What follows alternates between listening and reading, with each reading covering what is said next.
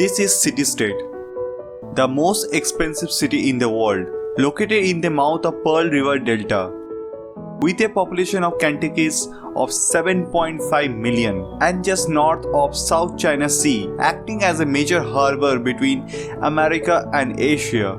It has the 7th largest port, with a GDP of $490 billion and 64 billionaires, rivaling Singapore. A one-step solution for financial hub for Asia, business-friendly policy and separate currency, with our Disneyland. Yes, this is Hong Kong for last 20 years. And this is Hong Kong since 2019.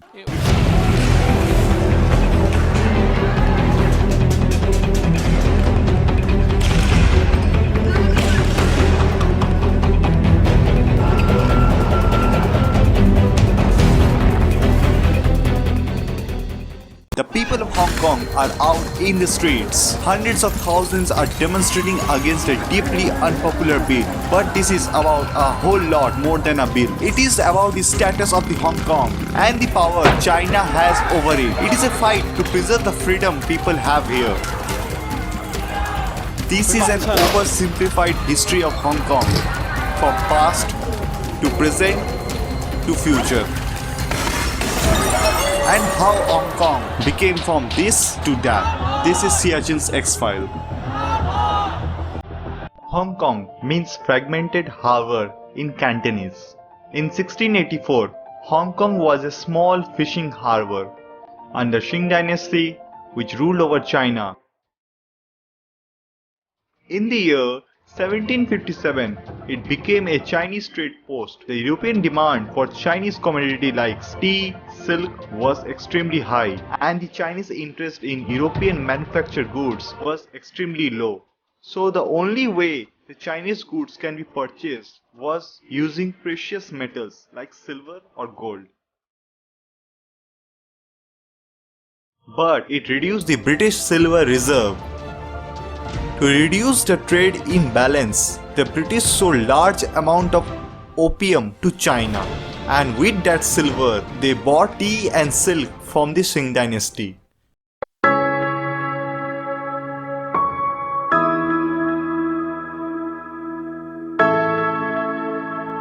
China faced with a drug crisis. The Qing dynasty officials, realizing the situation, pursued ever more aggressive action to halt the opium trade, which in 1839 triggered the first opium war with the British. And the Qing dynasty surrendered early in war and ceded the island of Hong Kong to British in the Treaty of Nanking of 1842, thus making Hong Kong a British territory. Further tension between the British and Qing dynasty over the opium trade escalated into Second Opium War, and the Qing dynasty were again defeated and forced to give up Kulung Peninsula, the Stonecutter Island, in the Convention of Peking, and the colony was further extended in 1898, where the British obtained a 99-year lease of the new territories. The harbor entrance is traditionally the gateway to South China. It is now a great manufacturing and shipping metropolis for world trade. The geography of the Hong Kong colony consists basically of three areas: Hong Kong Island, the Kowloon Peninsula, and the New Territories. Center of downtown Hong Kong are the British Cricket Club grounds. Cricket has been played on these grounds since 1880. Brought good administration and a gracious way of living, typified by these homes and apartments on Victoria Peak. The Chinese refer to living on the peak as touching the sky magnificently. During the Japanese liberation of Hong Kong from the British, the Japanese army gave the governance power to the people of Hong Kong for the first time in 1941. The Japanese military set up the Hong Kongers Representative Council and Cooperative Council, consisting of local leading Chinese and Eurasian community leaders. As Japan lost the World War II, the British reoccupied Hong Kong in late 1945. Shortly after the war, critical voices were raised against the British and the Britishers, who were forced to introduce democracy in Hong Kong by 1946. Britain is a parliamentary democracy. And one of the two best legacies that they left to Hong Kong people was the rule of law and a truly independent judiciary.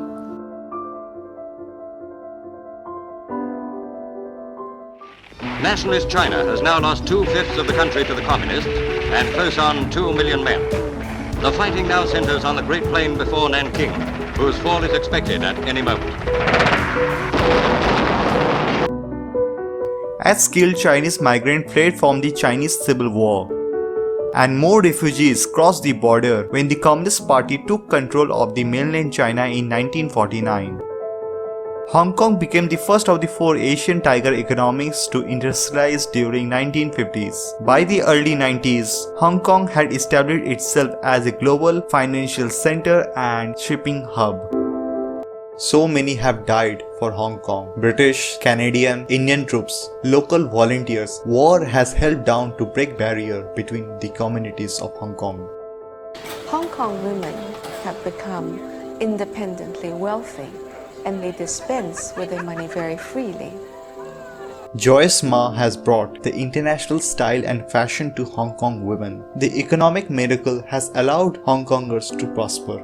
And now it is 1979 and only 10 years left of the 1898 New Territory 99-year lease of Hong Kong, whose end is near. And as uncertain future looms over the people of Hong Kong, the stock market dropped dramatically. Hong Kong's confidence in the future was further shaken. Deng Xiaoping of China started a diplomatic negotiation with the British, which resulted in the 1984 Sino-British Joint Declaration, in which the United Kingdom has agreed to transfer the colonies in 1997. And China would guarantee Hong Kong's economy and political system for next 50 years after the transfer. But in this chaos, the voices of Hong Kongers were never heard. Oh, at that time we never thought of this would, the British would give up the colony back to China. Never thought of it. It never occurred to us. Hong Kong was transferred to China on 1st July 1997. And the British rule of Hong Kong ended after 156 years. Now, Hong Kong people are to run Hong Kong.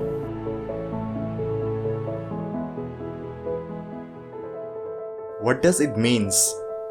It was called One Country, Two System. It made Hong Kong a part of China, but it also said that Hong Kong would retain a high degree of autonomy, as well as democratic freedom like the right to vote, freedom of speech, freedom of the press, and freedom of assembly. And that made Hong Kong very different from mainland China, which is a dictatorship. Its citizens there do not have the same freedoms. Its legal system is often used to arrest, punish, and silence people who speak out against the state. But according to this agreement, one country, two systems would not last forever. After Hong Kong was handed over to China, China respected their promise, as Hong Kong was easily the most economical and productive city in China. In early 90s, right before the handover, this one city economy was 27% of the China's economy, and that's why China agreed to these terms to keep Hong Kong happy and economically free. The Hong Kong Shanghai Bank, a symbol of this prosperity, was founded back in the days of pirates and opium barons. Right next door is the Communist Bank of Red China. It earns $300 million in foreign exchange each year, because Hong Kong is a free port used by all nations. Which was great for the communist regime, as it allowed to trade with the outside world, and Hong Kong served as the gateway to China for West. But things changed as China has its own economic explosive growth. These are the China's megacity. Their exponential growth, which easily overshadowed Hong Kong as the economic powerhouse of China. And Hong Kong, from 27% of China's GDP, went down to 3% today. So Hong Kong, the gateway to the world and economic powerhouse of China, became less relevant. Hence, Beijing didn't have the same incentive to respect Hong Kong's autonomy. That's why China is not waiting for the deal to expire by 2047. It is acting now in 2020. and under the rule of leader Xi Jinping, the pro-democracy leaders have been arrested in Hong Kong, and mysterious abduction of booksellers have created a threat to the free speech. Like many democracies, Hong Kong has a legislature with a democratically elected representatives. It is called the Legislative Council, and it has 70 seats. Within this system, Hong Kong has many political parties, but they are mostly either pro-democracy or pro-China. In every election, Hong Kong's pro-democracy and anti-establishment parties have won the popular vote, but they occupy less than half of the seats in the Legislative Council. This is because when Hong Kongers vote, they only vote for these 40 out of 70 seats. The other 30 seats are chosen by various business communities of Hong Kong. For example, the one seat belongs to the finance industry, the one seat belongs to the medical industry, and one belongs to insurance industry, and so on. Many of these 30 seats are voted on by the corporations, and because big business has an incentive to be friendly with China, those seats are dominated by pro-China political parties. When Hong Kong was handed over to China in 1997, Hong Kong and China made an agreement that eventually all members of the council would be elected by the people. But that never happened. And ever since the handoff, the pro-China parties have controlled the Legislative Council despite having never owned more than 50% of the popular vote. The way it is structured, they want to make sure that the executive branch of the Hong Kong can have easy control over it. And that would serve the Beijing very well indeed. Within this unique structure, the extradition bill has created new tensions and fueled anger among pro-democracy politicians, and it has driven hundreds of thousands of Hong Kongers into the street. So what is extradition bill? It all started with a murder. A young couple went from their home in Hong Kong to Taiwan for a vacation. They stayed at a hotel in Taipei for 9 days, but on 17 February, only one of them returned to the Hong Kong. There, 1 month later, he confessed to murdering his girlfriend, who was pregnant at the time. And this was a problem because the Hong Kong authorities could not charge him for a murder because he did it in Taiwan, and they could not send him back to Taiwan to be charged because Hong Kong and Taiwan do not have any extradition agreement. So in 2019, Hong Kong's government proposed one. It would let them transfer suspects to Taiwan so they could be tried for their crimes. But at the same time, this bill would also allow the extradition to the mainland China, where there is no fair trial, there is no human punishment, and there is completely no separation of powers, and the conviction rate is 99.9%. And that's what sparked this protest. China and Hong Kong are two very different places with a very complex political relationship, and the extradition bill threatened to give China more power over Hong Kong. The growing Beijing's grip over Hong Kong and curbing of Hong Kongers' freedom of speech resulted into the umbrella movement. Now Hong Kongers are fighting against the extradition bill because the bill was widely seen as the next step in China's encroachment on Hong Kong's autonomy. The sheer size of the protest shows you just how much opposition there was to the bill. And this protest resulted in violent clash between Hong Kongers and police. The protest forced Hong Kong government to drop the bill, and Beijing realized that Hong Kong is heading for a revolution, and Beijing has to find out the solution. But things stopped.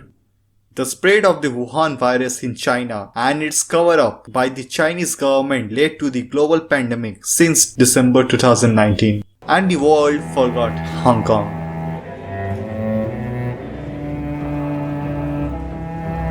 In this global pandemic, Beijing introduced a new security law for Hong Kong. As per Beijing, this law is the solution. This will end the Hong Kong's revolution forever. The new security law suspends freedom of speech and freedom of association, all the rights which were given under one country, two system. Now people in Hong Kong cannot pay respect to the Tiananmen Square massacre. This is from 2019 in Victoria Park, Hong Kong, and this will be their last remembrance of Tiananmen Square massacre. These candle holders stand as a symbol, a fight for their democracy against Chinese communism. And the fight which already happened in Beijing once, Hong Kong's identity is being erased, and Hong Kongers find themselves engaged in that same fight. Now they are resisting a much more powerful China than before to preserve their identity and to preserve Hong Kong. Now world is watching Hong Kong. If you like watching this video, please do not forget to subscribe. And thank you all for watching. Till then, goodbye. This is CHN X-File.